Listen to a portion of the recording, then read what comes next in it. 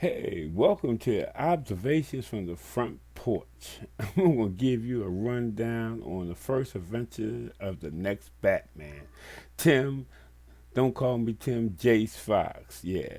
The next Batman is part of Future State. That's like a 2 month run of a future in DC Comics. And when I say a future, that's because the crossover event Dark Knight's Death Metal let us know that DC Comics and we are a part of a multiverse of multiverses, an omniverse. So basically, anything can happen. So in this case, in the Batman multiverse, the next Batman takes place like in 2025, a few years at the end of the Joker War.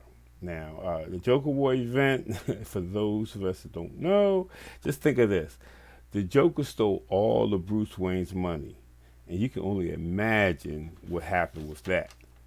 But, because the fallout of that, there's a lot of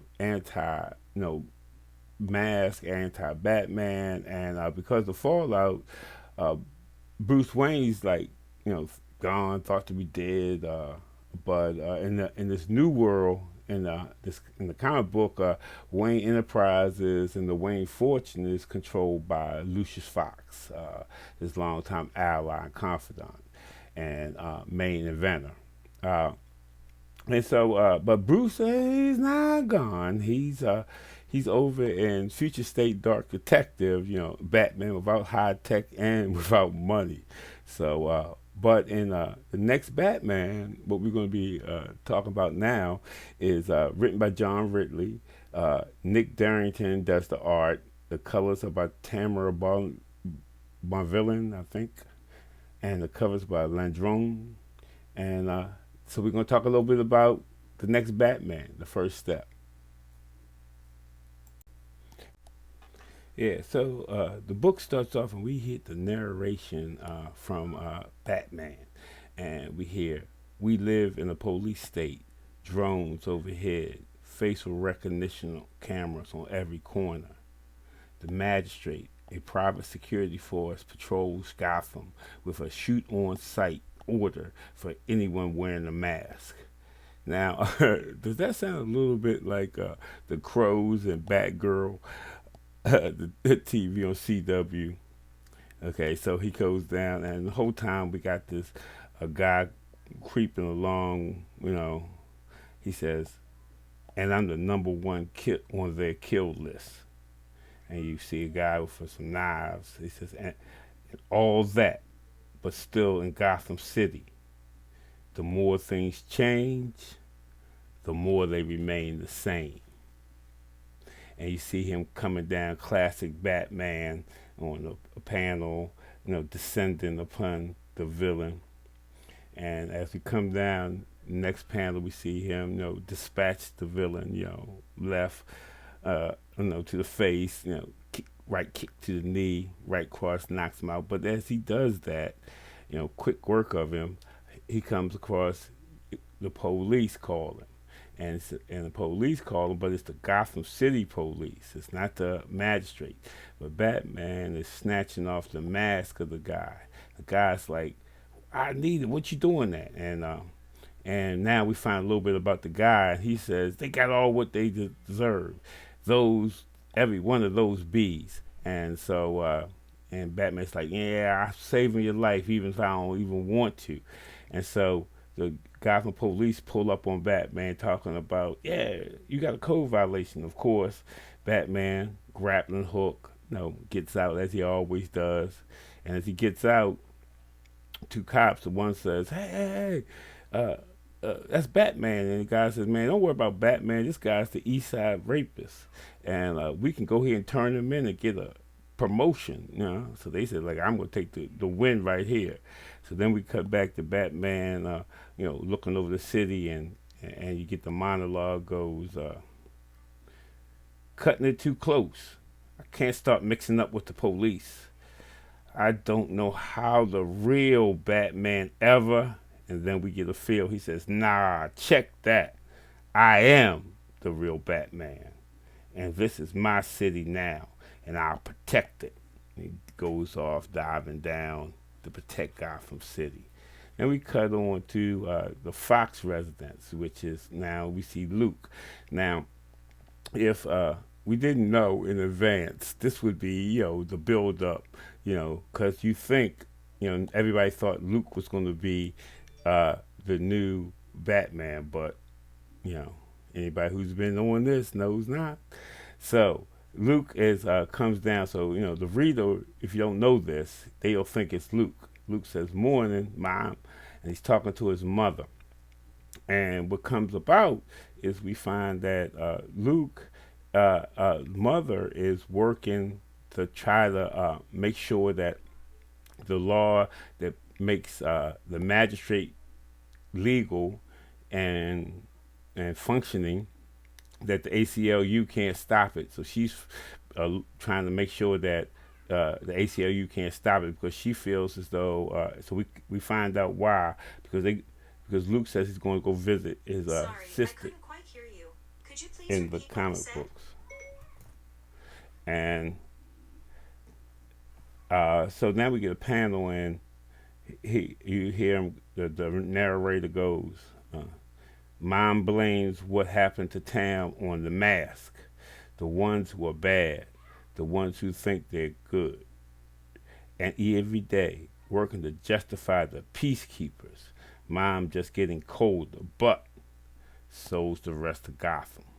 So then we cut to a little Santa Pracia neighborhood, and these are some, Lucia mask guys, and they trying to get two young guys into uh, being part of their gang, and and they give them the classic man up and blood in, so they gotta go kill somebody, and one of them is like, can't we talk about it a little bit? And then these are the Bainalitos, okay? So they're coming out of the Bane crew, and so boom. So one brother, he finally convinced the other one, and he says, "Yeah, let's go." So then we cut back to the hospital, and narrator Batman goes, "Well, since the whole city's falling apart, and was Bruce the only thing keeping Gotham together? Can't think about that right now. Right now, just some time with my sister." So then all of a sudden we get the panel that Luke comes in and say, "What the?" And him and Jace face off, and he's talking about, you should have been around before. And Jace is like, I was doing other things. Don't tell me what to do. So he's just a lot of brother sibling rivalry going on here. They go back and forth, and he talks about, you left the military academy. So now we get a little background to why the Batman can fight a little bit, because he was in the military academy. We don't know what he's been doing years ago, because we only have like 1-2 panels of Tim Fox ever in comic books. So and he goes, Tim Fox never owns up, and that's when Tim goes, "Don't call me Tim, it's Jace." And so they go back and forth, and Luke feeling bad that his sister, who's in a coma, had to hear that. So then we cut over to the next panel, and we see that come across a detective from Gotham City GCPD, and she's talking to this ex-detective called Whitaker. He asks about a new partner. A new partner named Tanaka. Okay. So then they got this peacekeeper. So she started asking about the political, and she's a little upset about the political nature of the peacekeeper. So she asked him a question. So then she started asking him, you knew about the mask, and she hits him with guy. The guy goes, "Yeah, I'm off the force. I don't know nothing about that." And he says, "I'm done with that." And then she hits him with, "Are you? There's a rumor around about somebody, ex-cop. Now he's working the other side of the street, helping Perks plan the job as long as they only pull one and then get lost." Hmm. So the police, so Whitaker gives her back, a little side thing like, basically don't go looking at stuff you don't want to. And so now we'll see how that line works out in the story. So then we cut back to, we got our bandoleros, going to go make a move. So they see guy just walking down the street. So now it's the guy's chance to make their move, do what they got to do, as far as trying to get into the gang.